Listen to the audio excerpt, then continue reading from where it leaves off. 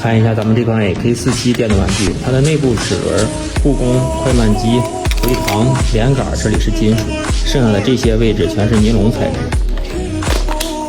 插上弹夹，现在是打不了的，必须得拉下拉栓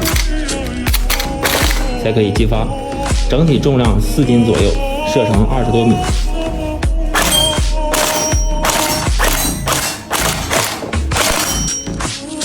这里带后坐力模块，真实感非常足。